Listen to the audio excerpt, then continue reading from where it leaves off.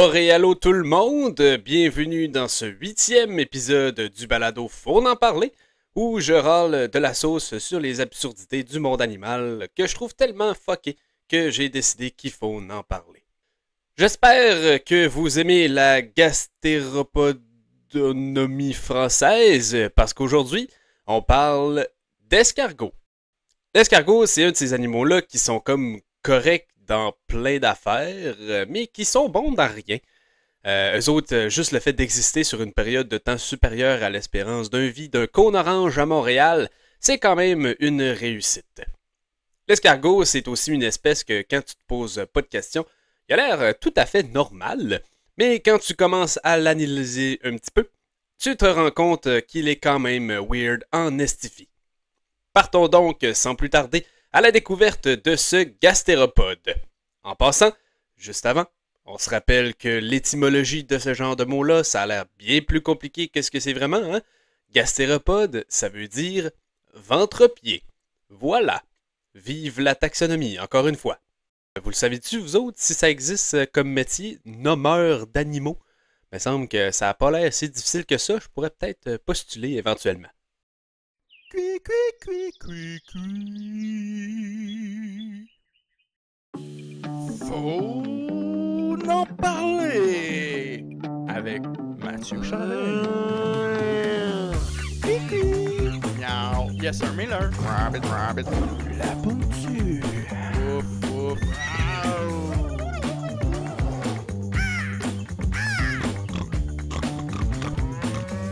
Chickidee. Faut en parler. Cet épisode sera sectionné en 2 volets, étant anatomie/biologie et reproduction. Pas que d'autres aspects comme son écologie sont pas intéressants, mais un petit peu quand même. Quand on sait qu'un escargot peut rester dans une zone d'1 mètre carré toute sa vie, il n'y a pas grand chose à dire là-dessus. Bref, avant de nous lancer dans le premier volet, on y va tout de suite y aller avec notre incontournable vrai ou faune.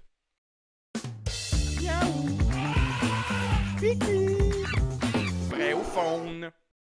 Alors c'est parti pour un énoncé, à vous de me dire si la dite information est vraie ou faune. L'escargot, c'est un animal relativement peu représenté dans le domaine du divertissement. Cependant, quelques personnages ayant l'identité d'un escargot sont quand même très connus. Par exemple, Théo, l'escargot du film Turbo, sorti en 2013, qui compétitionne à des courses de NASCAR. Ou bien même Gary l'escargot, esclave domestique de Bob l'éponge et vedette secondaire de la série du même nom. Parlant de Gary, le vrai ou faune d'aujourd'hui porte à son sujet et est très simple. Gary l'escargot et Patrick l'étoile de mer, grand ami de Bob l'éponge, ont un lien familial. Vrai ou faune? Eh bien, aussi surprenant que ça puisse paraître, c'est vrai. En fait, Gary et Patrick ont bel et bien un lien familial. Ils sont en fait des cousins de premier degré.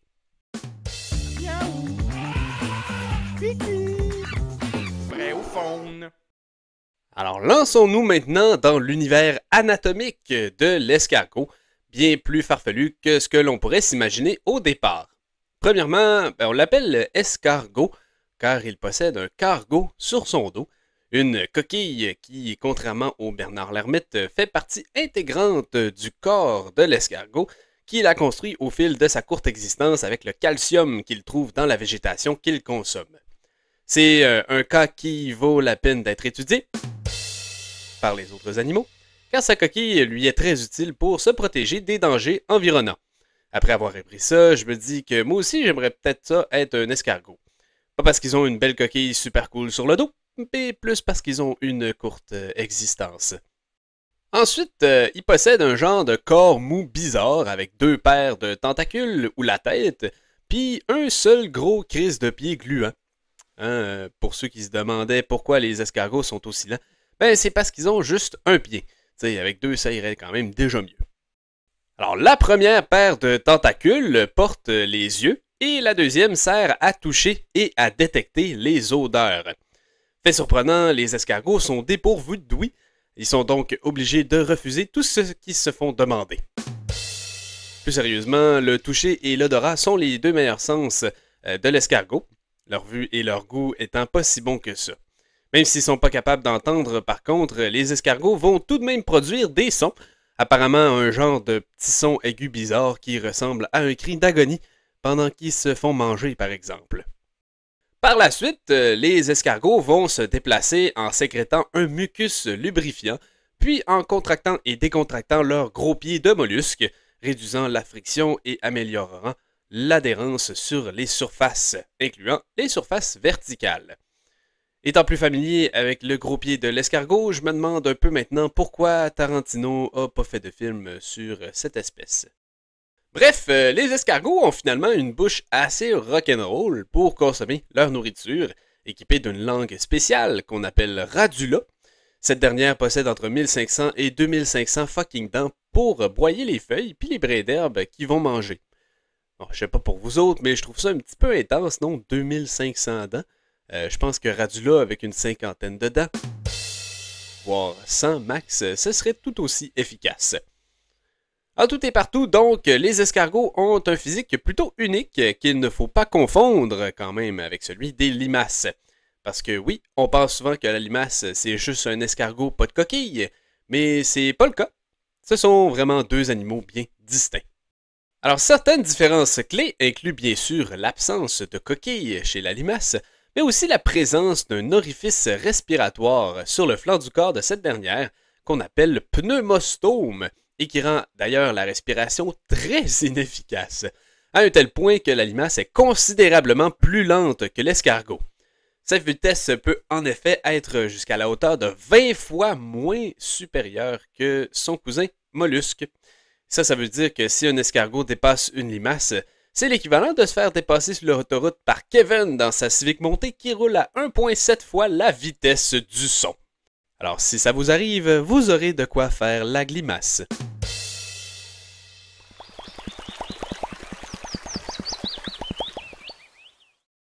Suite à ce jeu de mots de qualité inégalée, je vous propose un deuxième segment de cet épisode rocambolescargot. Une fois de plus, c'est un nouveau segment qui sera introduit dans la famille dysfonctionnelle des segments du balado. J'ai nommé Forexpression. Forexpression!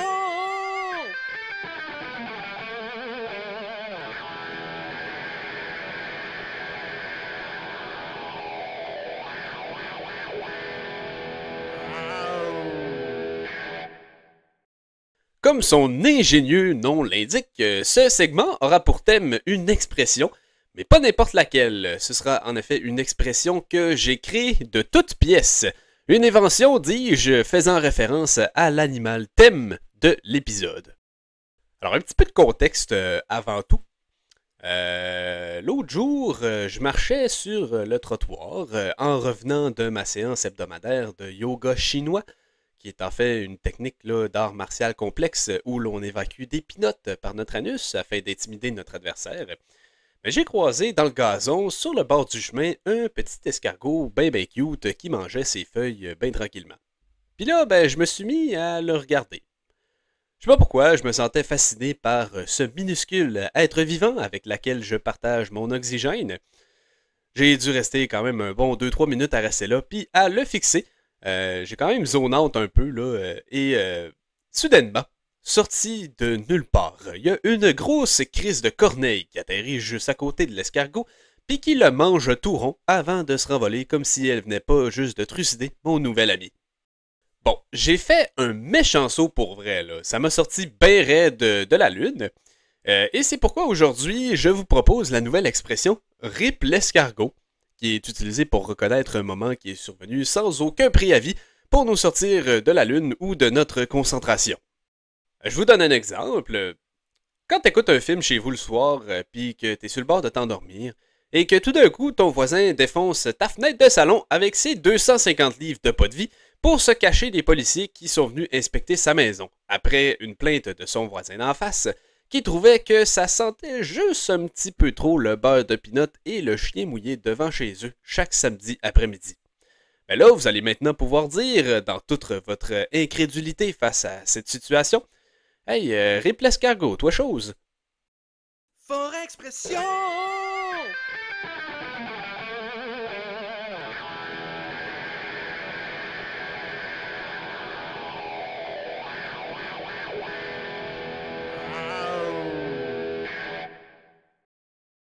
Poursuivons maintenant vers le domaine reproductif de l'escargot, qui est en fait l'élément m'ayant fortement influencé à faire un épisode sur cet animal-là.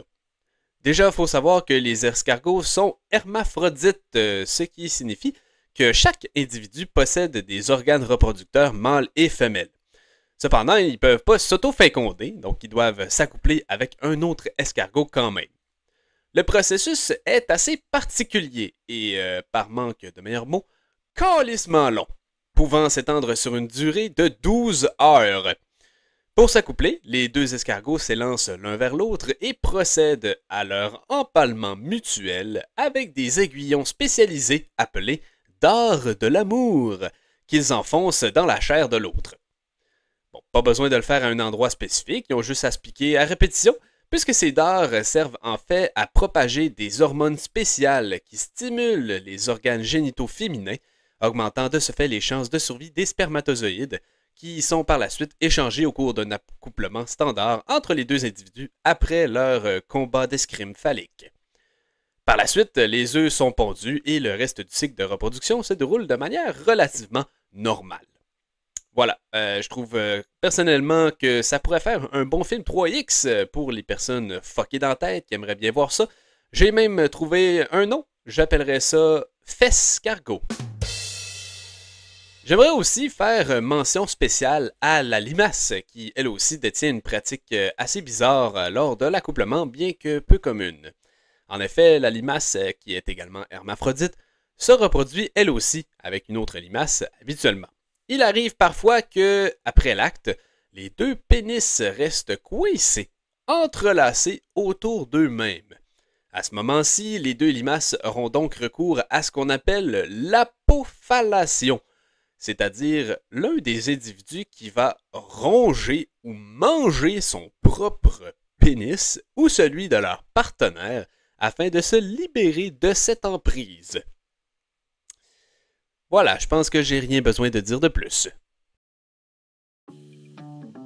Et donc, c'est déjà la fin de cet épisode de Faut en parler sur l'escargot, qui, je pense, sera désormais vu d'un autre angle par plusieurs d'entre vous.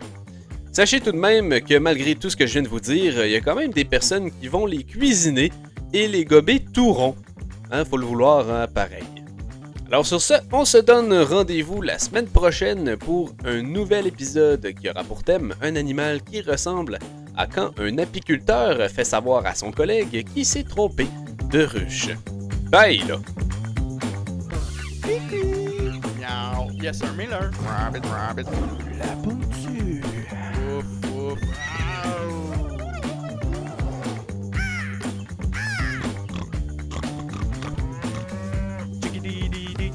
Faut en parler.